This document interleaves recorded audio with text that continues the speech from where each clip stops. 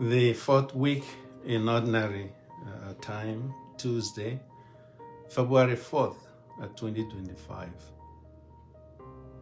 Our gospel reading today was on faith. Jesus healing two individuals, the daughter of Jairus, one of the synagogue officials, and as well as the woman that had suffered a hemorrhage for 12 years. Jairus, one of the rulers of the synagogue, came to Jesus in need of his help. He was powerful in his way, and yet he recognized the power of Jesus to heal, and he humbled himself, coming before him, prostrating before him and asking for his help to come and help his daughter, who was at the point of death. Definitely, they may have tried so many means possible to save her life, and at this point in time, nothing could be helpful. And he came to Jesus asking, in need of his help. And Jesus did not hesitate or question him why, but he was willing to accompany him to his home visitation, in order to restore the health, the life of the girl, to bring her back to good health. He had pity, he had compassion on the sufferings of the family, Jairus himself, and as well as the little girl. He wanted to help. He wanted to assist them in their suffering and be present to their needs. And one of the individual also that accompanied the crowd, who she was in the midst of the crowd and accompanied Jesus, the woman that had suffered a hemorrhage for 12 years. Within herself, she was also thinking, if only I could touch the fringe of his garment,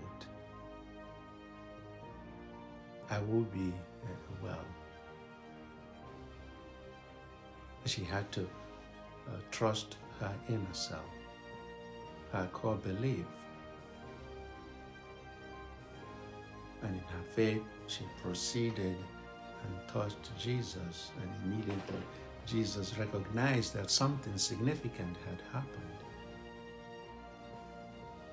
And people surrounding him, his disciples, had no clue of what had happened, and they were like, how could you ask who touched me when so many people are surrounding you? But Jesus knew that something extraordinary took place. Somebody with faith intentionally touched him. And as a result of that, something, power, obviously, has gone off of him. And the woman at this point in time, obviously, was very fearful, not knowing the reaction, not knowing how people will respond.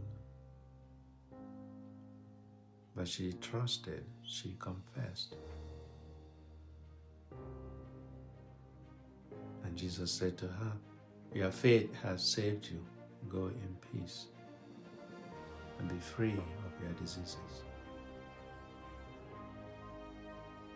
And at this point in time, people came talking to the synagogue official. Why bother Jesus? Your daughter is dead. Leave the teacher alone. he was afraid. See what the power of what fear can do to people. But Jesus recognized this and said, do not be afraid, do not be fearful. Believe, trust, have faith. And he trusted, he believed. When they reached his home, Jesus took Peter, James, and John and went into the inner chamber, and there he touched the little girl and said, little girl, arise. Obviously, she came back to life. So at this point in time, there are lessons for us. All these two individuals, they have tried their possible best to use whatever resources that they could lay their hands on, and yet they were still suffering. And we know so many times we try so many things, and yet it seems like the roads are impossible. And at this point in time, we're being invited not to lose hope, not to lose faith, even to pray harder, to put our faith, to put our trust in God. We still have to do whatever possible, humanly possible, we ought to do. But to give everything into the hands of God. So let us not be afraid. What else can you lose? You lose nothing. Rather, do whatever you know that is humanly possible, and then commit yourself to God. Our faith calls us to touch other people's life in many ways, by our deeds, by our actions, by words, whatever means possible to reach out to people who are suffering, who are in need. That's what Jesus did, and that's what he has called us to do. Have a blessed day.